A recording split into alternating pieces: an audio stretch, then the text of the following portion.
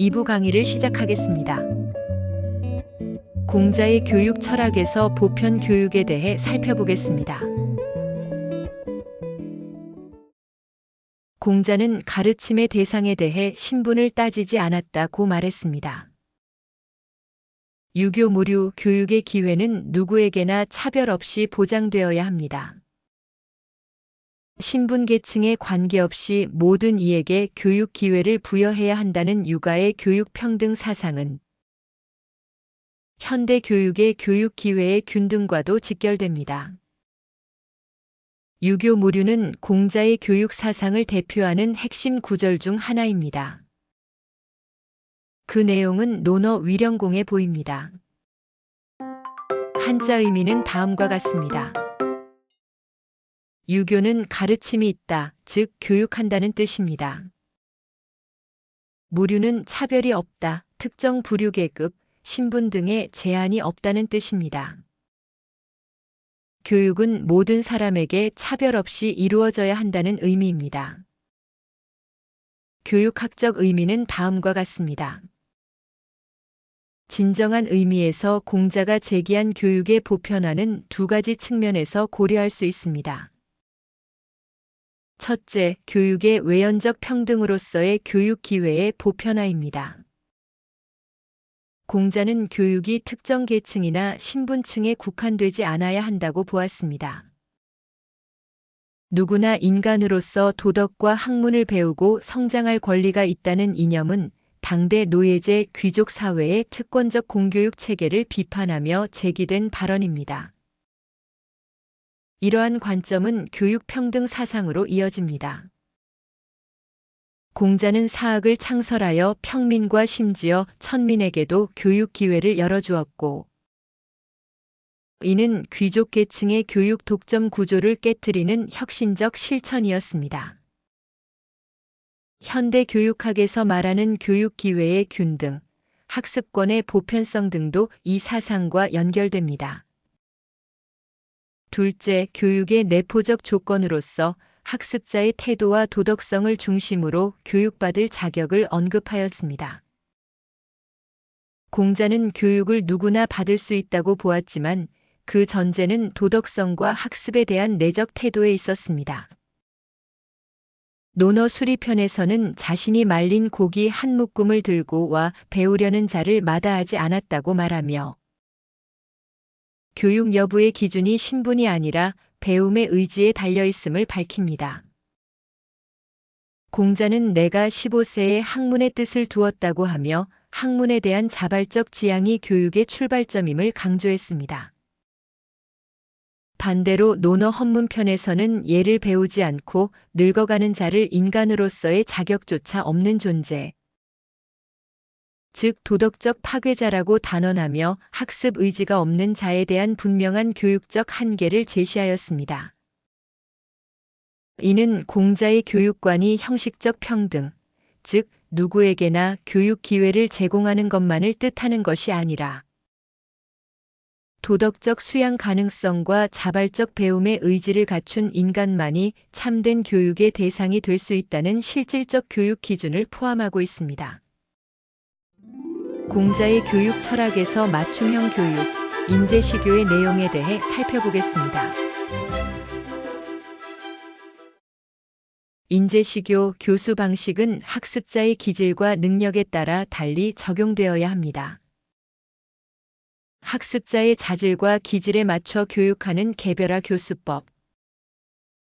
학습자 중심 교육의 전통적 뿌리를 형성하고 있습니다.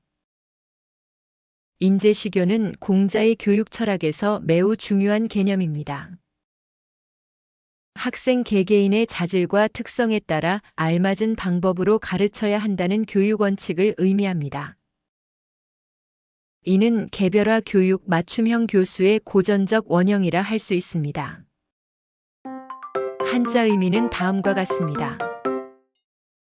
이는 에 따라의 뜻입니다. 재는 재능, 자질, 소질의 뜻입니다. 시는 베풀다, 적용하다의 뜻입니다.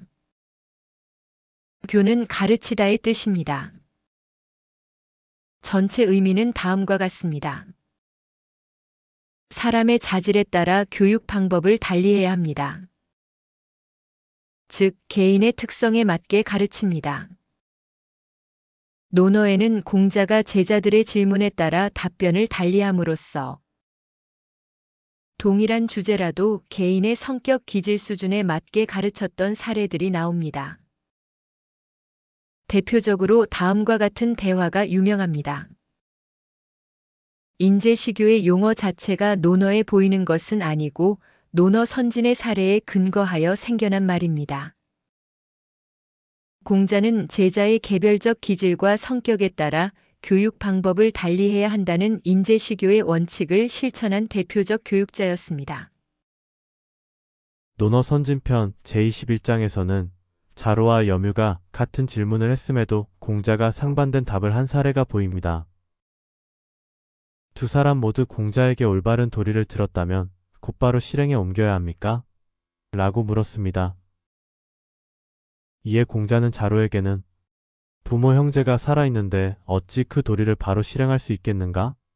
라고 하여 즉흥적 실천을 경계하도록 하였고, 반대로 염유에게는 들은 도리는 곧 실천해야 한다고 답하여 행동을 촉구하였습니다.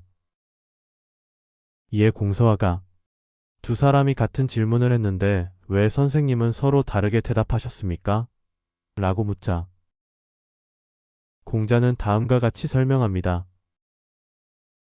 염유는 소심하고 조심스러운 성격이므로 용기를 북돋아 주었고, 자로는 거칠고 성급한 성격이라 절제시킬 필요가 있었다. 이 일화는 공자가 제자 개개인의 성격적 특성과 도덕적 역량을 정확히 파악하고 그에 맞는 교육적 개입을 실천했다는 점에서 개별화 교육의 고전적 사례로 간주됩니다. 자로처럼 성격이 급한 제자에게는 신중함을 가르치고 염유처럼 소극적인 제자에게는 적극성을 권장하는 방식은 현대 교육학의 학습자 중심 교수 전략과도 연결됩니다. 교육학적 의미는 다음과 같습니다. 첫째, 개별화 교수법입니다. 학습자의 능력, 성향, 성격, 수준 등을 고려하여 교수 전략을 조정합니다. 둘째, 학생 중심 교육입니다. 학습자를 수동적 존재로 보지 않고 적극적 성장 가능성을 가진 존재라는 점을 전제합니다. 셋째, 현대 교육과에 연결하여 해석하면 현대의 맞춤형 학습, 적성 기반 교육, 차별화 수업 설계와 일맥상통합니다. 공자의 교육 철학에서 사회화 교육, 극기복례의 내용에 대해 살펴보겠습니다. 극기복례, 예의 실천은 인격을 수양하고 공동체의 윤리를 유지하는 데 핵심적 역할을 합니다. 인격 수양과 자기 절제를 통해 예를 실천하는 도덕 교육의 핵심입니다. 육아 교육의 궁극 목표인 인의 실천을 구체화하였습니다. 출처는 논어 안연편에 보입니다. 아내가 인을 묻자 공자가 말했습니다. 자기를 이겨 예로 돌아가는 것이 인이다. 하루라도 자기를 이겨 예를 회복한다면 천하가 인으로 돌아올 것이다. 한자 의미는 다음과 같습니다. 극기는 자신을 이긴다. 자기 욕망 충동을 절제하고 감정을 다스리는 것을 말합니다. 복례는 예로 돌아간다. 공동체 질서와 도덕 규범에 따르는 행위를 말합니다. 전체 의미는 다음과 같습니다. 극기복례는 자기 절제를 통해 예를 실천하는 것, 자기의 욕망을 다스려 사회 질서와 조화를 이루는 삶의 태도를 뜻합니다. 극기복례는 자신을 이겨 예를 회복하는 것, 자기 절제와 도덕적 실천을 통해 공동체 윤리를 실현하는 육아의 핵심 교육 이념입니다. 공자는 이것을 통해 인간은 도덕적으로 완성될 수 있다고 보았고, 이는 오늘날 인성교육, 도덕교육의 철학적 토대로도 활용되고 있습니다. 예를 회복하는 것은 실천적 의미가 강합니다. 이는 앞서 언급한 논어 안연편에 이어지는 내용에서 알 수 있습니다. 아내가 극기 복례로 인을 실현하는 구체적인 실천 항목을 묻자 공자는 다음과 같이 대답하였습니다. 얘가 아니면 보지 말고, 얘가 아니면 듣지 말고, 얘가 아니면 말하지 말고, 얘가 아니면 실행하지 말라. 교육학적 의미는 다음과 같습니다. 논어 안연편에서 언급된 예가 아니면에 대한 가르침은 육아의 교육 철학이 지향하는 바를 세 가지 측면에서 잘 보여줍니다. 첫째, 이 구절은 예에 근거한 감각과 행위의 자기 통제 원리를 제시합니다. 예에 어긋나는 것은 보지도 듣지도 말하지도 행동하지도 말아야 한다는 원칙은 인간의 오감과 일상적 행위를 도덕적 기준에 따라 절제해야 한다는 육아의 실천 윤리를 구체화한 것입니다. 둘째, 이 네 가지 규범은 극기복례의 실천이 인의 실현이라는 공자의 선언이 실제 살 속에서 어떻게 실현되는가를 보여주는 구체적 지침으로 기능합니다. 공자에게 이는 단지 관념적 이상이 아니라 감각과 언행을 통해 일상생활 속에서 실천되고 드러나야 할 도덕 원리임을 의미합니다. 셋째, 이 가르침은 내면의 도덕적 자각과 외면의 행위가 조화를 이루는 전인 교육의 이상을 반영합니다. 공자는 도덕성이 단지 이론이나 사고에 머무르는 것이 아니라 보고 듣고 말하고 행동하는 전 영역에서 일관되게 나타나야 한다고 보았습니다. 이는 인격 수양과 윤리 실천이 통합된 육아 인성 교육의 철학적 토대라 할 수 있습니다. 한편 공자가 말한 예는 단순한 형식적 규범이 아니라 공동체가 공유하는 보편적인 상식과 도덕적 합의를 바탕으로 합니다. 다시 말해 일상생활에서의 언행은 사회적으로 통용되는 예의 범위 안에서 이루어져야 한다는 의미입니다. 육아의 예 개념은 매우 포괄적이며 논어, 맹자, 순자를 비롯하여 예기, 주례, 의례 등 예를 전문적으로 다룬 경전들에서도 중심적으로 논의되는 핵심 주제로 자리하고 있습니다. 다음으로 공자의 교육 철학에서 배움의 즐거움에 대해 살펴보겠습니다. 공자는 배움의 태도에 따라 배움은 수고로운 일이 될 수도 있고 좋아하는 일이 될 수도 있고 즐거운 일이 될 수도 있다고 보았습니다. 논어옹야에서 공자는 다음과 같이 말했습니다. 알기 위해 배우는 것은 좋아하여 배우는 것만 못하고 좋아하여 배우는 것은 즐거워서 배우는 것만 못하다. 지식 위주의 교육보다는 배움을 좋아하는 호학이 낫고 호학보다는 배움을 즐기는 교육이 낫다고 말한 것입니다. 이 구절의 의미는 다음과 같습니다. 지지자는 어떤 사물이나 도리에 대해 이해하고 있는 사람, 지식이나 정보를 알고 있는 사람을 의미합니다.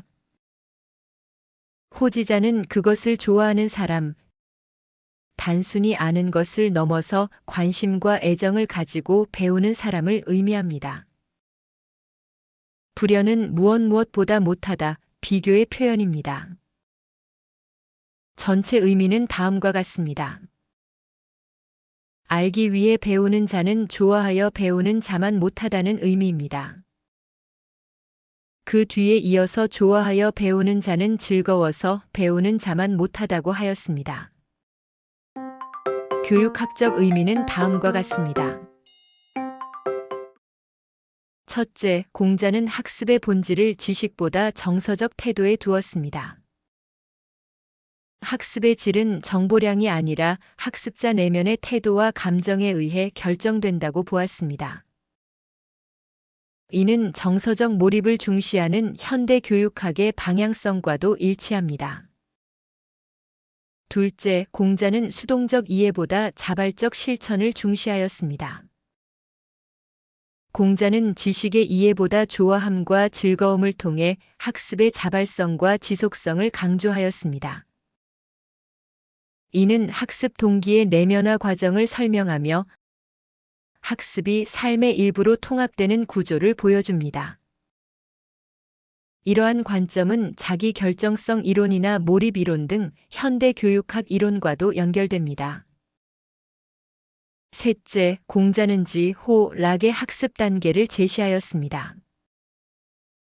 공자는 지-호-락의 3단 구조를 통해 학습의 질적 심화 과정을 제시하였습니다. 이 구조는 인지에서 정서, 나아가 자율적 몰입으로 이어지는 학습자의 성장 경로를 설명합니다. 이는 고전 교육 철학과 현대 학습 동기 이론을 연결하는 이론적 토대로 기능합니다. 이러한 호학 정신은 다음의 말에서도 알 수 있습니다. 나는 나면서부터 아는 사람이 아니라 옛것을 좋아하여 재빠르게 그것을 배우는 사람이다. 논어 양화에서 공자는 제자에게 호학의 중요성에 대해 다음과 같이 말했습니다. 첫째, 선하기만 하고 배우는 것을 좋아하지 않으면 바보가 될 것이다. 둘째, 지식만을 추구하고 배우는 것을 좋아하지 않으면 교양이 없는 사람이 될 것이다. 셋째, 거짓말하지 않고 성실하지만 배우는 것을 좋아하지 않으면 남을 해치게 될 것이다. 넷째, 성품이 정직하지만 배우는 것을 좋아하지 않으면 독재자가 될 것이다. 다섯째, 성품이 용감하지만 배우는 것을 좋아하지 않으면 성품이 거칠고 경솔한 사람이 될 것이다. 여섯째, 성품이 강건하지만 배우는 것을 좋아하지 않으면 남이 이해할 수 없는 이상한 행동을 하게 될 것이다. 앞에서 공자는 인간의 본질에 대해 사람은 태어날 때 성품이 유사하지만 자라나면서 습관에 따라 차이를 보이게 된다고 설명하였습니다. 이는 인간이 타고난 성품을 학습을 통해 더욱 긍정적인 방향으로 발전시킬 수 있으며 부족한 부분 또한 배움을 통해 보완될 수 있다는 것입니다. 공자가 말한 첫 번째 사례는 공자의 시대뿐 아니라 오늘날에도 착한 사람이 세상에서 이용당하거나 손해를 보는 경우가 존재함을 보여줍니다. 이에 따라 선한 성품을 지닌 사람일수록 사물의 본질을 꿰뚫는 통찰력을 길러야 하며 어리석은 판단으로 인해 불이익을 받지 않도록 주의해야 합니다. 두 번째 사례는 지식 중심 교육의 한계를 지적하였습니다. 공자는 단순히 지식을 축적하는 것만으로는 진정한 배움이라 보지 않았습니다. 지식은 실제로 응용 가능할 때 비로소 개인의 것이 됩니다. 이러한 응용력은 문제에 대한 깊이 있는 탐구를 통해 형성됩니다. 피상적인 지식은 오히려 미숙한 평가를 받는 원인이 됩니다. 세 번째 사례에서는 거짓 없이 성실한 태도 자체가 문제는 아닙니다. 그러나 변화하는 현실에서 시비를 가리지 못하고 올바른 판단을 하지 않는다면 실수를 범하게 됩니다. 그 결과는 타인에게까지 부정적인 영향을 미칠 수 있음을 경고하고 있습니다. 따라서 지속적인 배움을 통해 판단력을 기르는 것이 필요합니다. 네 번째 사례는 세 번째 사례와 유사한 구조를 가지며 현실 변화 속에서 판단과 분별의 중요성을 다시 한번 강조하였습니다. 다섯 번째 사례는 용감한 성품이 자칫 성급함으로 이어져 실수의 가능성을 내포하고 있음을 보여줍니다. 이러한 성향은 상황에 따라 위험 요소로 작용할 수 있습니다. 여섯 번째 사례에서 강건한 성품은 때때로 고집이 센 성격으로 나타날 수 있습니다. 타인의 시선을 고려하지 않고 독단적인 결정을 내림으로써 주변의 이해를 얻지 못하는 결과를 초래할 수 있습니다. 공자의 교육 철학에서 미적 인간에 대해 살펴보겠습니다. 공자는 육아에서 주장하는 이상적 인간의 모습인 군자에 대해 다음과 같이 말했습니다. 문보다 질이 강하면 성품이 거칠어 보이고 질보다 문이 강하면 말만 잘하는 글쟁이 같다. 두 가지 능력이 조화를 이루어야 군자라고 할 수 있다. 전자는 마음이 순수하나 아는 게 별로 없어서 자신을 잘 표현하지 못하는 순박한 사람의 유형을 말한 것입니다.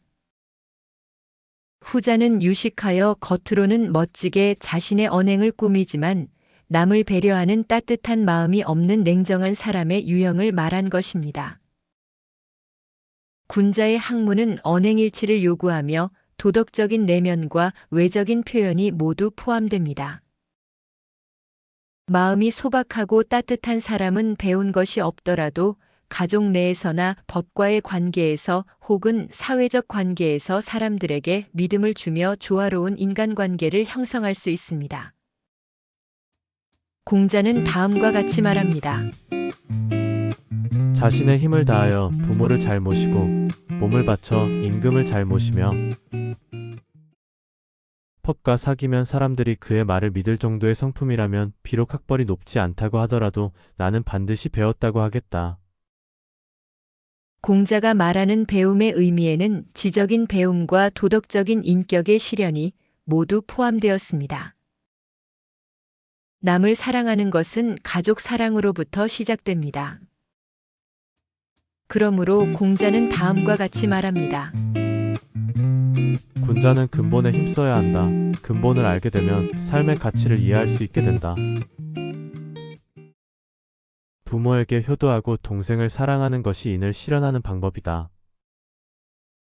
이와 같이 순박한 성품을 의미하는 질에 대해 맹자는 긍정적으로 보고 성선설에서 선을 인간의 본성으로 규명하였습니다. 인간은 순박한 선한 성품을 가지고 태어났습니다. 그러나 언행이 세련되지 않고 표현이 서투르면 상대가 거칠게 느낍니다. 인간은 교육을 통해서 내적인 도덕성뿐만 아니라 외적인 언행의 규범도 배울 수 있습니다.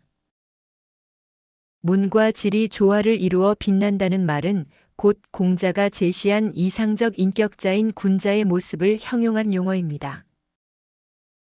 공자의 제자 자공은 호랑이 털에서 보이는 패턴으로부터 문질빈빈의 조화적 특징에 대해 다음과 같이 설명하였습니다. 문은 곧 질이고 질은 곧 문입니다. 호랑이나 표범의 털 벗기면 그 가죽은 개나 양의 가죽과 같습니다. 자공은 호랑이 털 무늬의 특징을 통해 군자와 일반인의 차이를 설명하였습니다. 호랑이의 몸에 특별한 털 무늬가 있듯이 군자에게 예라는 무늬가 있습니다. 문은 예의 바른 언행으로 타인을 배려하는 아름다운 인간의 행위를 말합니다. 문과 질이 균형을 얻으면 서로를 빛내줍니다. 주인은 빈빈을 사물이 서로 섞여서 적절하게 균형을 이룬 모습이라고 해석하였습니다. 같은 성격의 것이 아니라 서로 다른 성격의 것이기 때문에 서로를 돋보이게 해줄 수 있습니다. 호랑이 털의 두 가지 색에서 알 수 있듯이 두 가지 색이 모두가 밝으면 상대의 색을 드러내 줄 수 없습니다. 마찬가지로 두 가지 색이 모두가 어두우면 상대의 색을 빛내줄 수 없습니다. 색의 밝음으로 인하여 색의 어둠이 더욱 강조되고 어둠으로 인하여 밝음이 더욱 빛나게 됩니다. 고대 그리스의 문화에서도 질서와 조화, 균형을 아름다움으로 이해하였습니다. 균형과 조화는 공자의 미적 인식을 대변합니다. 중은 자신의 개성을 잃지 않고 잘 드러낼 수 있음을 나타내고 화는 타 성격의 사물과 잘 섞이고 잘 어울릴 수 있음을 나타냅니다. 문질빈빈은 공자가 제시한 미적 인간의 모습입니다. 오늘 배울 내용은 여기까지입니다. 이번 주의 토론 주제는 공자의 교육관에서 인상이 깊었던 내용을 자유롭게 서술하는 한 줄 쓰기입니다. 과제란에 글을 올리고 서로의 생각을 공유하시고 토론하시면 되겠습니다. 2부 강의는 여기까지입니다. 다음 주에 뵙겠습니다. 시청해주셔서 감사합니다.